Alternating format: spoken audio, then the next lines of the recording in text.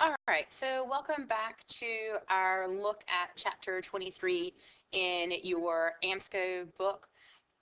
Yesterday, we talked about the Ottoman Empire and more of the decline of the Ottoman Empire, and we have them situated so that it will make sense when we start World War I and the unit after imperialism. So what I kind of like about this book's approach to history, although I understand for students it can be a little confusing at times, what I do like about it is that they'll take a period of time and then they'll say, okay, in this period of time, here's what was going on here. And then we'll switch to another area geographically or say, same period of time, here's what's going on here, and then so on and so forth. So even though you're like, oh my God, we've been talking about the Qing dynasty or empire for forever, we've been talking about this for forever, it feels like we have, but we've really only covered where they are at a certain snapshot in history in an attempt to give you a total survey of world history. And we'll mention other countries coming in and out as countries in the world interact with one another. So we last talked about the Qing Empire when we were talking about looking at this rise of empires in general post exploration. And the way that we had left things with China was that China had opted to really not trade with anyone. They had limited their trade. They were as not cut off as Japan, but they had really limited the trade and the ability of foreign influence to come in and trade with China. So we're at the point that we're going to cover today. What is China doing when the Industrial Revolution is taking place in Europe and to a lesser extent in Russia and to a much lesser extent in the Ottoman Empire? What's China doing during this time? This is also time is going to lap over with the concept of imperialism, which we're dedicating a whole separate chapter to, and that's going to happen next chapter. In hindsight, I probably should have done chapter 24 before 23 because you really kind of need the context of imperialism for some of this to make sense and make the connection. So we're just going to state that at the same period, kind of following the Industrial Revolution, European powers once again go out to the world seeking places with which they can exploit for their raw materials and labor source. And China, that's going to come into play with China. And we'll just sort of leave it like that. So let's go back and look at things. So what's going on with China? What have they been doing? What's going on? Here it is. From the 1700s to the mid-1800s, there's a massive population growth within China. So lots more people. Not really immigrants, just more people. And what happens? Well, it's the same thing that happens anywhere when you have a massive population growth. There is a growing pressure on land. Everyone wants land. There's not enough land for everyone, and everyone doesn't have the opportunity to buy land. Now, we said in Europe that kind of that issue, land issues, forced people into the cities, and we'll see something sort of along that again to some degree. So there's smaller farms for China's huge peasant population. Remember, the majority of China is made up of these peasants, as is the large portion of pretty much the whole world. It has this massive peasant population that always ends up being unhappy because, you know, they see themselves as doing most of the work. There's unemployment because there's not enough jobs and land for everyone to be a farmer and not enough jobs for people to do otherwise, which leads to massive poverty, which leads to starvation and general unhappiness. And if we've learned anything in our discussion of world history since August, you do not want a large portion of your population unhappy and hungry because they get hangry, and that's when revolutions and disgruntlement begins. In the picture, this is just showing you cat merchants in China. They're not selling the cats so that you can have a pet. They sell them for food. And before you think, oh my God, that's so disgusting, we think it's gross because we are used to seeing the cat as a domestic pet. We love it. They're adorable. They sit and judge you. But if that's not how you had been used to kitty cat, then you wouldn't feel that way you would be used to them as a food source. So things that we think are food sources, if they are raised in other places as a pet, then they would look at you like you were odd. So that's where we're at. So what does China's centralized government do? Remember, we've mentioned so many times about China and their amazing bureaucracy. We've talked about the civil service system and how many jobs are available within the Chinese government for those that want to do the work so that you can pass the exam and work for the Chinese government. The Chinese government has broken down every job and function that the government does, and there's some sort of department that handles it. Unfortunately for the Chinese at this point, the Chinese centralized government doesn't expand to cope with the growing population and the issues of the growing population, which is sort of surprising because up until now, the bureaucracy within China has been doing such a good job of expanding and addressing the issues within China and really trying to maintain a stable government. So that's sort of surprising. So then, and remember, in the Qing dynasty, it started by the Manchurians, and the ethnic Chinese resent the Manchurians, but the Qing dynasty's in power for, forever, and so after a while they get used to it, just kind of bring that back.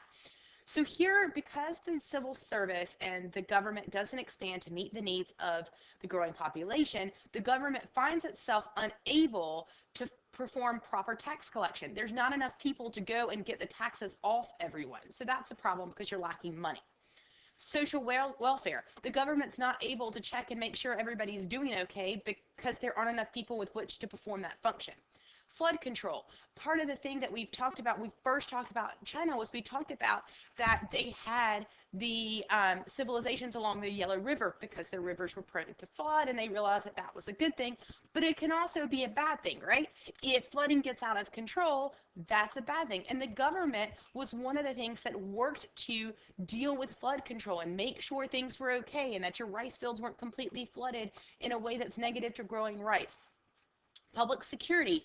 The government's not able to make sure that security within the country itself is maintained because they're having difficulties because they're stretched too thin. There just simply aren't the people to do it. And we know that when people don't feel like you're going to be checked up upon, and they're in desperate situations, you're starving, you don't have a job, they tend to commit crimes at a higher rate.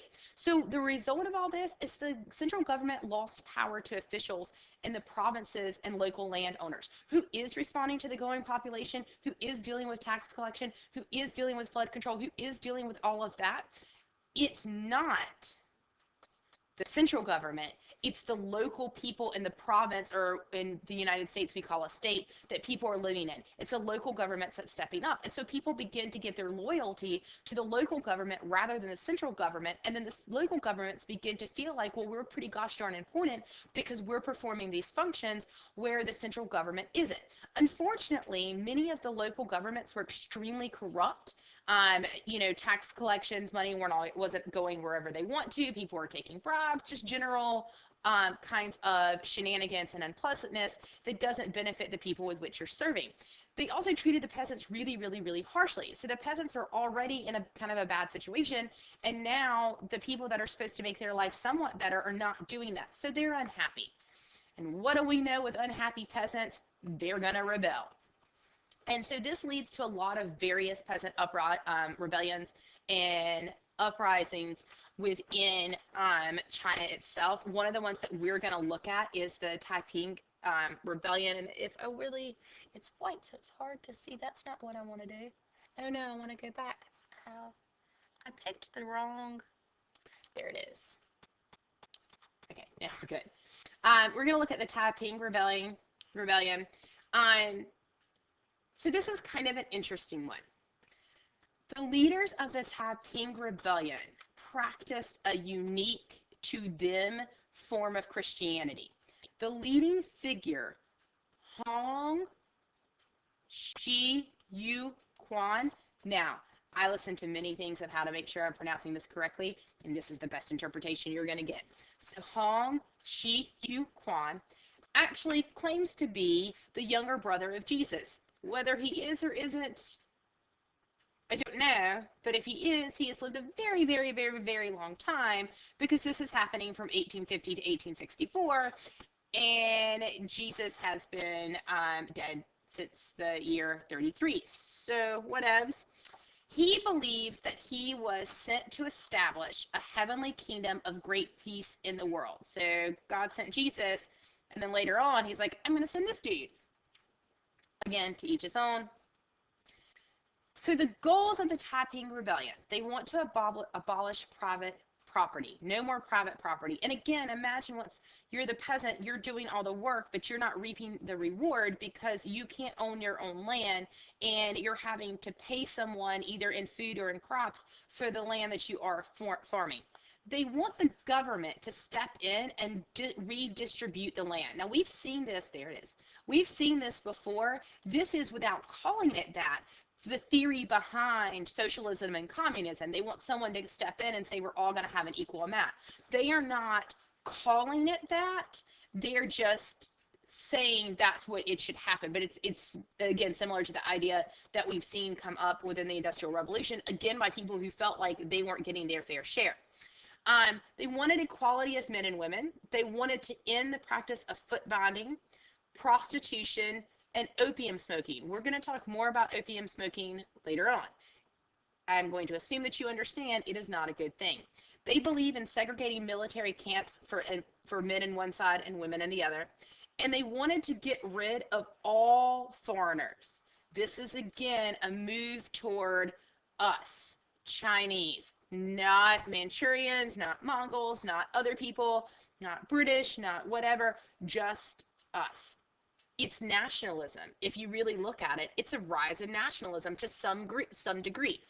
They want China to get onto the road of the Industrial Revolution with everyone else. They want railroads. They want universal health care. They want public education. They want what's happening at the rest of the world to happen within China itself. And it may be happening in China to the very, very wealthy, but not to the massive amount of the population. So they're unhappy with what's going on. So the Taiping forces and followers swept out from southern China, and they established their own capital in Nanjing in 1853. Now, if you remember, that has been a capital of China in the past. It's not at this point. The uprising eventually fails. Why? Well, there's division and decisiveness within the leadership itself. If they can't agree, the people that are following and carrying out their orders aren't able to do it, and then they begin to disagree with each other. They're unable to link up with other rebel groups throughout China, so we're just focusing on one rebellion. But there are whole bunches of them going on in smaller segments throughout China. The Western military supports the pro-Qing forces, and eventually the rebel forces are crushed in 1864. So Taiping Rebellion, you want to look at why it comes up, what it is that they want, and that ultimately it's a failure.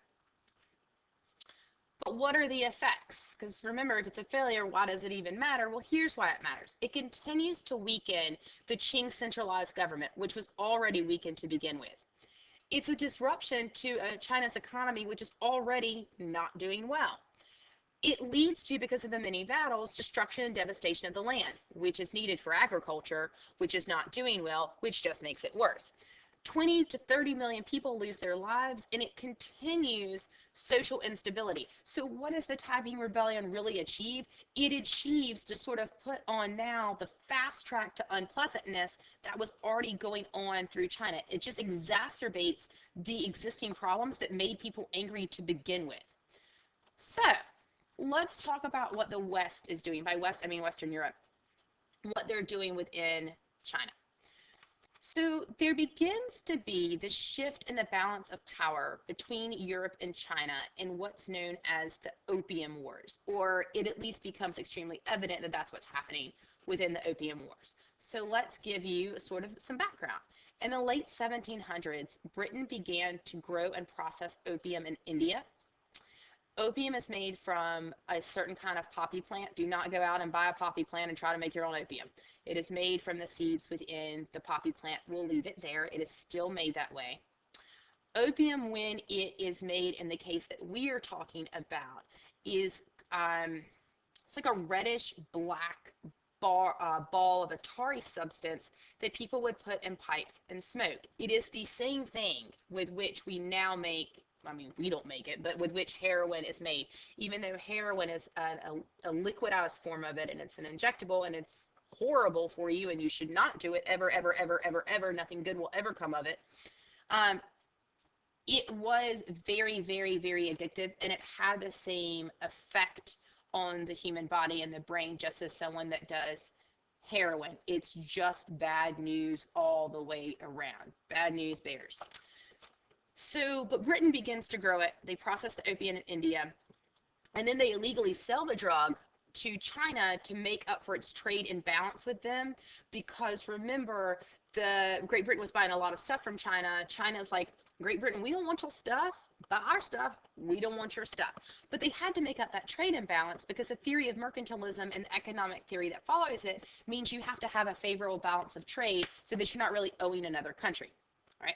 So about 1830, there's a very profitable market within China for British, American, and other Western merchants. So the factories, these are looking at factories where British and American merchants sold opium in Canton, China. Remember, that was one of the few places that European ships were allowed to park, anchor, whatever, where they could trade. So the Chinese-British trade in Canton in 1835 to 1836.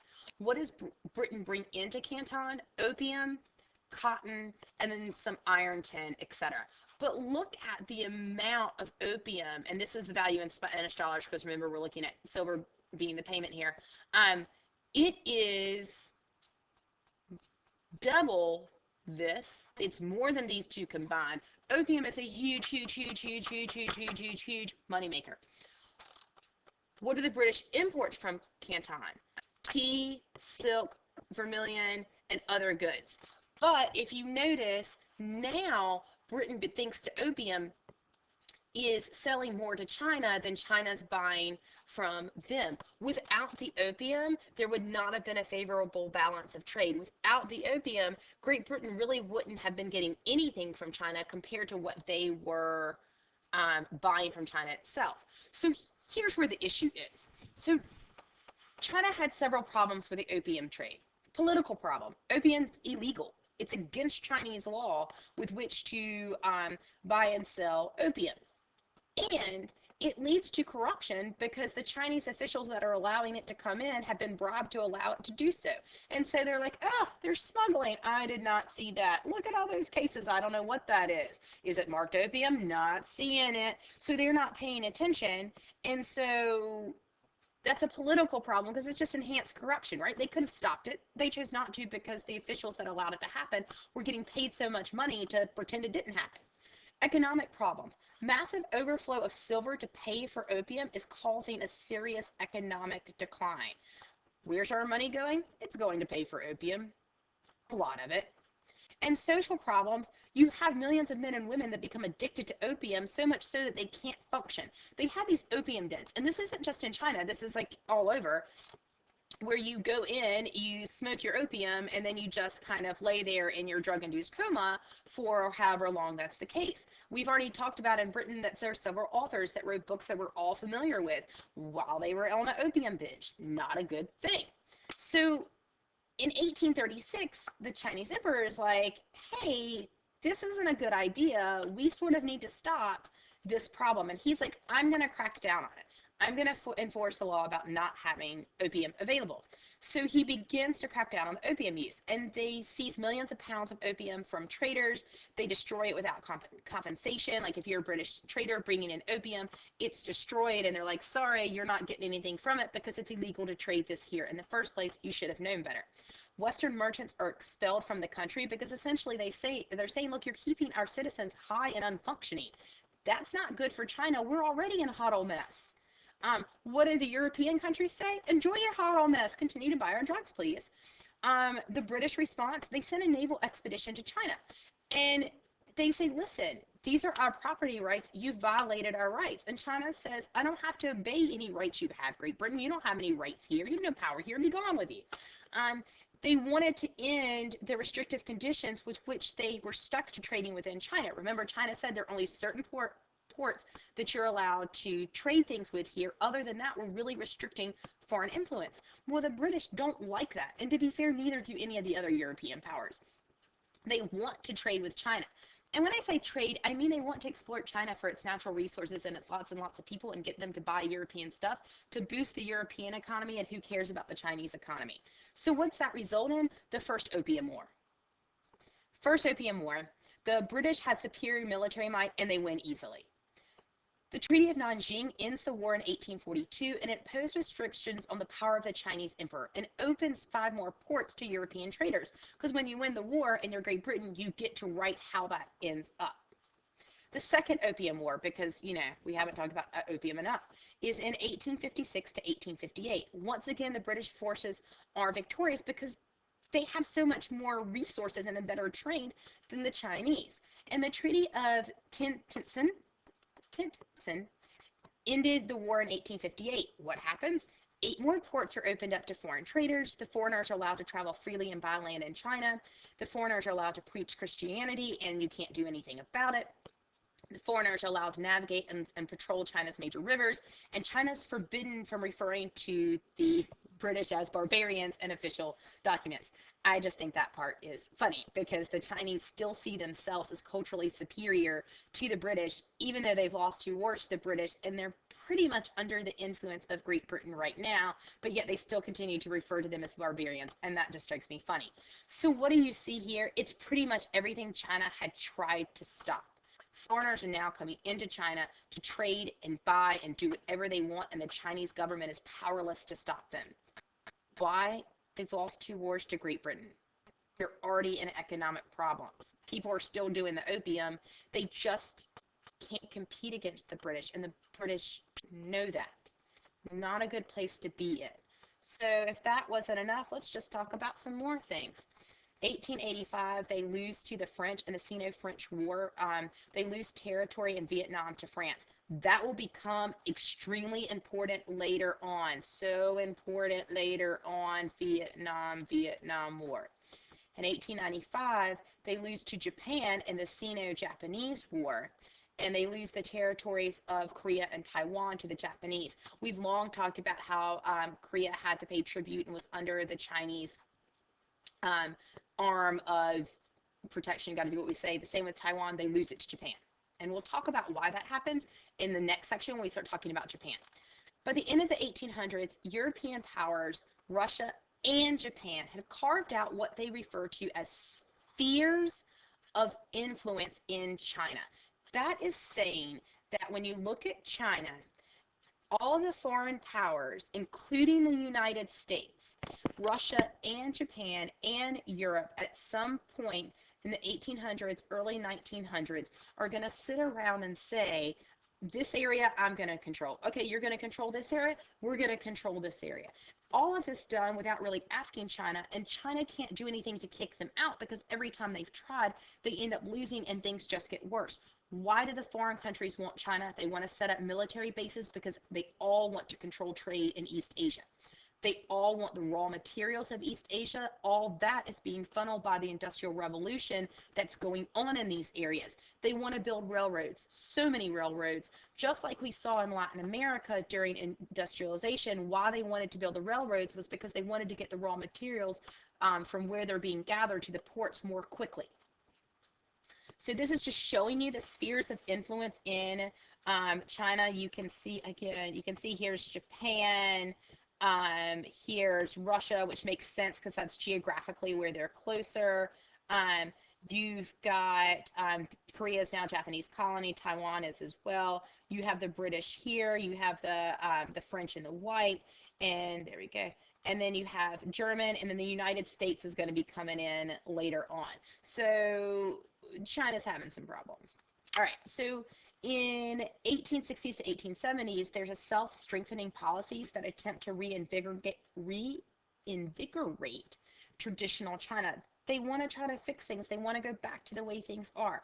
And so the Chinese officials overhaul the examination system, trying to make sure that they're recruiting the best qualified candidates for government positions. They supported the landlords, trying to get production for land up. They repaired the irrigation system. They did start a few industrial factories, textiles, which is cloth, and steel. They expanded their coal mines. They set up a telegraph system. They created modern arsenals, shipyards, and foreign language schools. So they are making an attempt to modernize. These are all the things they did to try to catch up in an attempt to, if we're successful at this, we can rebuild our economy, we can strengthen, and we can kick out the barbarians. Here are the problems. Problems with the Chinese self-strengthening program basically led to its failure. There was little support from conservative leaders.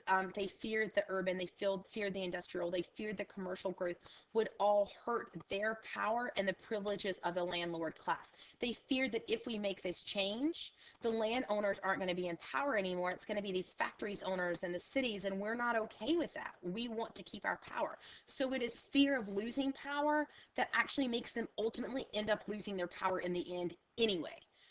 New industries. The new industries were not run by Chinese. They were dependent on foreign powers. And the foreign powers aren't looking to make things awesome for the Chinese. They're looking to make things awesome for themselves. They also ran under the control of local government and not the Chinese government itself. Again, everything they wanted to do to help modernization just doesn't happen. So ultimately, we end up with what's called the Boxer Rebellion. This rebellion has to do with ninjas, and anytime you have a rebellion dealing with ninjas, you're talking about awesomeness. So here's what happens. It starts in northern China, and it's basically Chinese led by this group known as the Harmonious Fist, which, again, as I already mentioned, were ninjas at heart. And they're just basically tired of all foreign powers. We don't want your Christianity. We don't want your foreign products. We don't want your foreign barbarian selves coming into China, everybody. We don't like it. We don't want you. We want you out, out, out, out, out.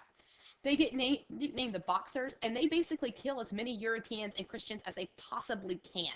They attack the foreign embassies in Beijing. It is a clear attack on the foreign influence within China by the Chinese, who aren't happy about any of this. The European forces and the Japanese forces, and again, to extent the Americans, are like, guys, we got to get together because we need to get China under control. They're messing up our plan to take them over. And so they crush the rebellion harshly, very, very harshly, because they want to make sure that they know that China knows, hey, it's too late to try to fight back against us, buddy. You're ours now. You got to figure something else out. Better hope we get distracted by something else. I don't know, a world war.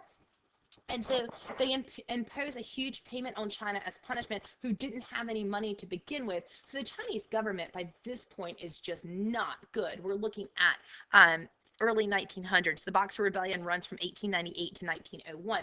It's clear that China is now a dependent country under foreign control, and that is the way things are sitting. But you know what that causes? It causes a growth in Chinese nationalism.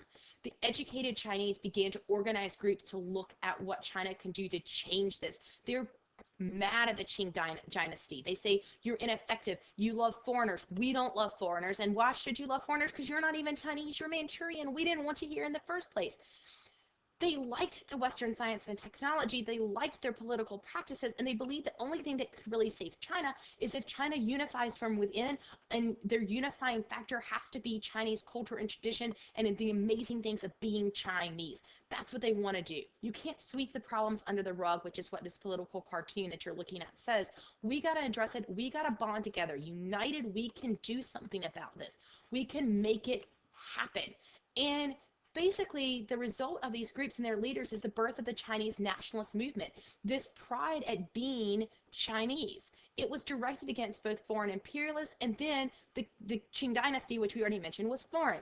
The Qing dynasty couldn't deal with it. They already had a lot of problems. And in 1911, it essentially collapsed. And we're going to see the rise of Sun Yat-sen. He's going to be the first president of the new Republic of China.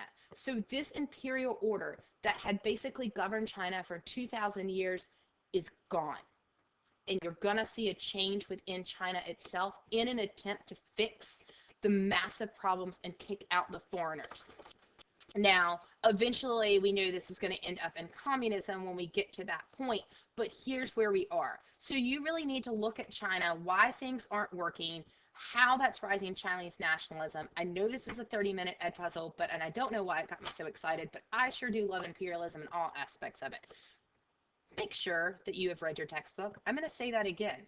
Make sure that you have read AMSCO, every single teeny tiny word and piece, and taken notes on it, because there are things in there that I have not lectured on that you're responsible for knowing, that will come up on a quiz, that will come up on a test. You must be sure that you are reading AMSCO. And when I say read, I mean read, highlight, loop-de-loop, take notes. You need